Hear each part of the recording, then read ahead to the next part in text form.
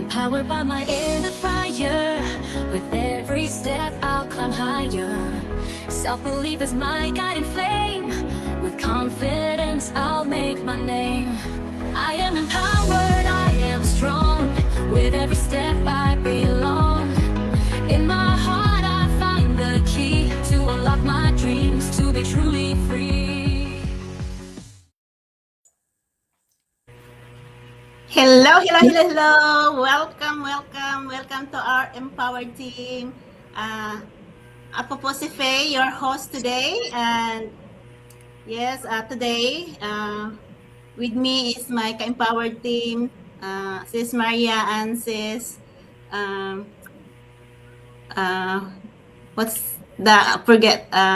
Ann. All right, so welcome. This is our weekly live. And today we are talking about the hidden cost of comfort. But before we start, we acknowledge our new action takers for this week for choosing courage to see the opportunity that could change their life to lead life on their own terms. And yesterday, or this time, our global community is growing. We are now over 280 key members globally, different walks of life, but share the same vision to have more flexibility, freedom, and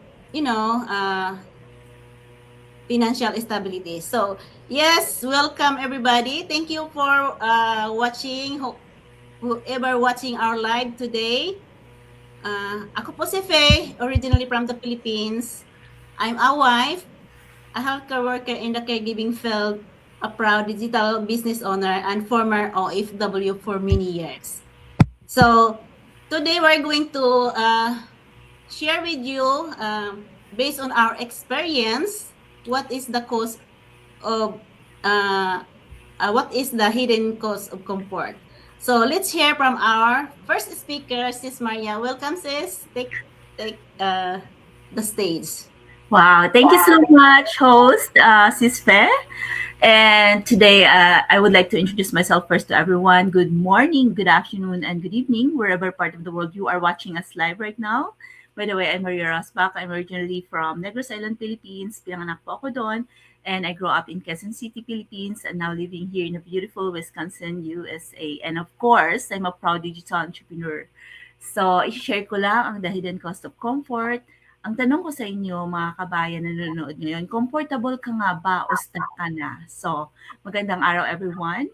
So, have you ever felt comfortable pero deep inside you, alam mong may kulang? So, may trabaho ka, may routine ka araw-araw, everything feels okay. Pero alam mo sa sarili mo na mas malaking purpose at mas magandang future na naman na naghihintay sa iyo. At ako yon mga kabayan.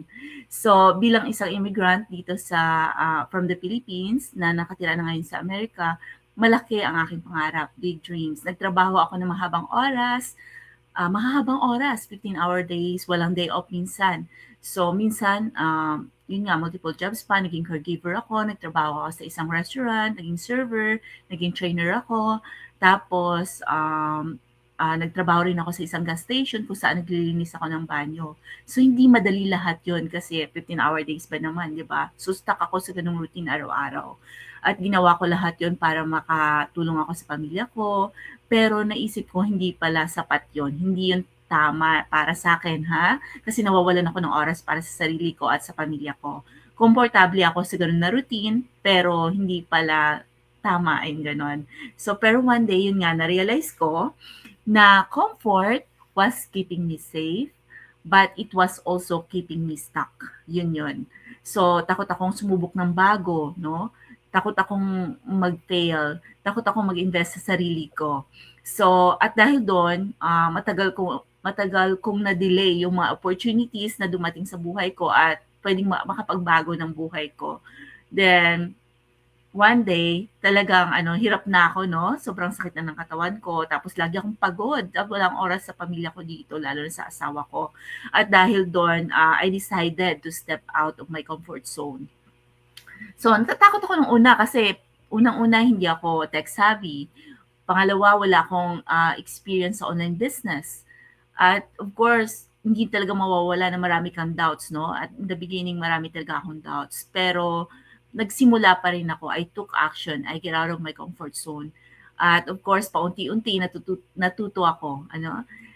Kahit takot ako, kahit na in the beginning skeptical ako, pero yung iniisip ko kasi na gusto kong mabawasan yung trabaho ko, yung multiple jobs ko, na gusto ko rin magkaroon ng day off. Tulad ngayon, day off ako on weekends. Talagang natutuwa ako kasi mas nakakatulong na ako sa pamilya ko. So paunti-unti, natuto rin ako, no? How to run an online business, how to create, mga postings dahil sa mga apps and tools na natutunan ko sa online business na to.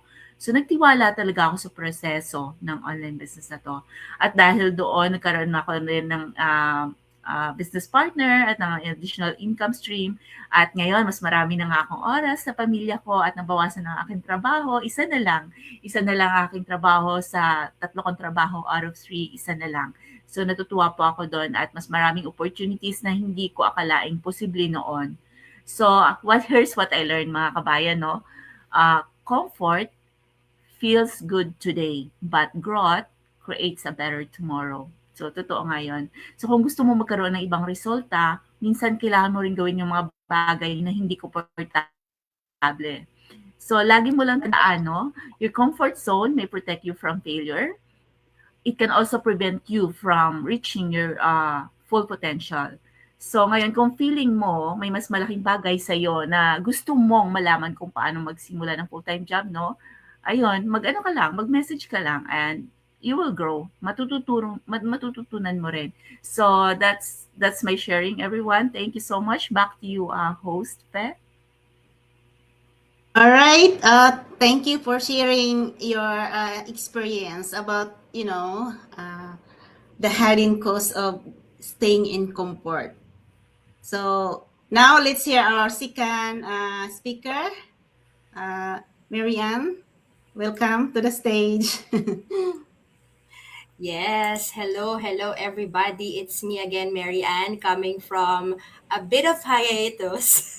Dahil medyo nagkasakit po. So yon, I'm so happy to be back again with my Empowered Women on our weekend podcast. So for those people who are watching us just recently, I'm Mary Ann. I'm from Manila, Philippines, and currently in Ontario, Canada. I'm a mom, I'm a wife, full-time sales administrator, and currently part-time online business mentor. Currently. Pero syempre, ipupush natin na plan A natin yan.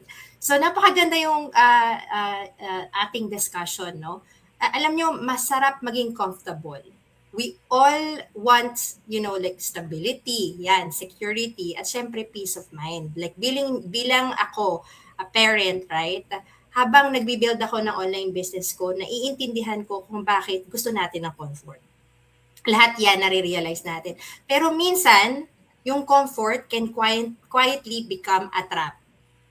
Yan. Noong una ako na-introduce sa online business, hindi naman ako agad nag-yes, no? Siguro katulad ni Sis Maria, sabi ko sa sarili ko, okay naman ako sa trabaho ko ngayon eh, right? Stable naman ang income ko, no? Komportable naman ako sa routine ko na nakasanayan ko na. Pero life happened, right? And everybody have experienced that, and that's the pandemic, right? Na-realize ko na kahit gaano pala ako kakomportable, hindi ibig sabihin guaranteed yung future namin. No? So doon ko nakita na minsan, yung pinakamalaking risk, yun yung hindi pa natatry yung mga bagong opportunity kasi natatakot tayo. Kasi meron na tayo, komportable na tayo eh. So, yung hidden cost of comfort is not what we lose today. Actually, it's opportunities we never pursue. Yung mga hindi natin tinutuloy dahil natatakot tayo. Minsan gusto nating magbago, pero ayaw naman natin gumawa ng ikakabago natin, right? Gusto natin ng growth, pero ayaw naman nating magkamali. Or gusto naman natin ng different results, pero pare-pareho lang naman yung ginagawa natin araw-araw, di ba? Parang medyo hindi nagtutugma. So the truth is, growth starts where our comfort zone ends. So ako personally sa journey ko, maraming beses akong kinabahan. Yes, for sure yan. Yung unang live video ko, naaalala ko pa, super nervous ako. pag-aaral ng mga bagong skills, nakaka-overwhelm yan. Yung pag-share ng story ko online, nakakatakot, di ba? Paano ba nila tatanggapin yung journey ko, ganyan. Pero natutunan ko na yung confidence doesn't come before action. Confidence comes after taking action. Yan. Habang ginagawa mo, doon ka natututo. Or habang sumusubok ka, doon lumalabas ka sa comfort zone mo. And ngayon, gusto ko kayong tanungin on a side, right? Ano yung isang bagay na matagal nyo nang gustong gawin na pinagpapaliban nyo pa rin? Kasi nga, hindi kayo komportable, right? Pwedeng, yun, mag-start ng business o di kaya matuto ng bagong skill or meron kayong long dream na matagal nyo nang gustong i-pursue. Yun, parang alalahanin nyo yung comfort zone ay magandang lugar para magpahinga. Siyempre, comfort nga pero hindi magandang lugar para doon ka lang magstay. Diba? So, today, comfort still tomorrow's possibilities, for sure. And take one small step today, hindi mo kailangang maging fearless. Kailangan nyo lang na willing lang kayong sumubok. Yun yung personal kong experience and hopefully naka-resonate kayo. Yun, salamat Sis Fe. All right. Thank you for sharing your experience about, staying, glad that you realize that staying in comfort zone, you really never see growth in there. So for me, yes, napakaganda ang topic na to, hidden cost of comfort, because that's what I did, I stay in that for so long because I felt comfortable, why would I do anything when I'm comfortable already? But the moment that I feel na-feel ko yung pain na hindi na pwede na hanggang ganun lang, lalo na pat wala kang freedom. Comfortable ka naman nga, pero kulang yung freedom mo. So doon ko na-realize na kailangan na talagang gumawa ng paraan. So the hidden cost of comfort, for me, example is marami akong opportunities na nami-miss. Walang growth akong nakikita. Kasi yung cycle ng trabaho ko is paulit-ulit everyday hanggang sa naumay ako. Natanong ko sa sarili ko, is this really life, Until I die, everyday I have to wake up in the morning, go to work, and come back home, go to work. Natanong ko yan sa sarili ko at saka sa mga kasama ko, parang wala nang challenge yung buhay. So, staying in comfort zone, you will never really see growth in yourself. You will remain stuck in the same place. At hindi mo ma-achieve rin ang gusto mong ma-achieve sa pangarap mo. Kasi for me, mahirap talaga mag-move on, mag-step forward sa out of comfort zone. Kasi para sa akin, takot. Wala akong alam sa mga computer. Itong ginagawa natin sa business, itong digital business is online. Paano ko ito magawa? Wala akong kalamanan sa computer. So takot ako pero habang palagi kong nakikita itong business natin, kasi matagal din akong nag-take action. Curious ako, bakit lagi ko itong nakikita? Maraming nag-share. So na-curious ako hanggang sa isang araw, hindi ko na talaga mapigilan. Talagang nag-take action ako. Gusto kong makita kung nagawa nila, bakit hindi ko magawa. So, yun ang nag-push sa akin na gawin itong digital business na ito. Wala akong experience. At kung pag-usapan naman ay tungkol sa edukasyon, kulang din ako. Pero yung pangarap ko, mataas. Gusto kong may mabago. So, sinimulan ko. Kasi gusto ko, hindi lang pangarap sa sarili ko ang involved dito ng pagsisimula ko sa pagbabago sa aking sarili. Gusto ko rin makatulong. Yun ang number one na ko dito. Gusto kong makatulong. Kasi kung para sa sarili ko lang, okay na ako Pero gusto kong may makatulong pa ako. Kasi ang hirap talaga pag may nanghingi ng tulong. Minsan nagigilty ka. Kasi hindi mo pwedeng ibigay kasi paano na lang ikaw, di ba? So, kailangan mo talagang gumawa ng paraan para may maitulong ka ng extra na hindi ka nagigilty. So, ang daming rason kung bakit ako nagsimula nito. Hindi madali, ang daming challenges. Pero nakikita ko unti-unti ang growth ko dito na hindi ko talaga ini-expect. Hindi ko ma-imagine sa sarili ko na kaya ko palang gawin. Ang daming learnings. Yung nai-inspired ako, lalo na dito sa ano natin, sa ano grupo natin, nai-inspired ako gawin yung mga tasks, yung may mga bago akong na-discover na, ay, ganito pala, nai-inspired ako. So, sabi ko, hindi, totoo pala yung sabi ng asawa ko na, hindi mo kailangang pumunta sa school para mag-learn ka na mag-improve ka sa sarili mo. Ang daming pwede mong matutunan online kung gustuhin mong may mabago sa sarili mo. So ito na nga, yung mga pagbabago natin ngayon na sinimulan natin para sa future, ang laki itong natutulong. Kasi hindi lang naman financial ang mababago dito sa atin, yung ano natin, yung time natin na gusto natin to live on our terms. So ito ang pinakaano kasi dati, ang tagal ko kasi 13 years naging OFW ako. Pagdating ko dito, ganun pa rin kasi para sa pamilya. So gusto ko talagang kahit naman ano, yung hindi physical ba na trabaho kasi siyempre hindi na ako bumabata, no?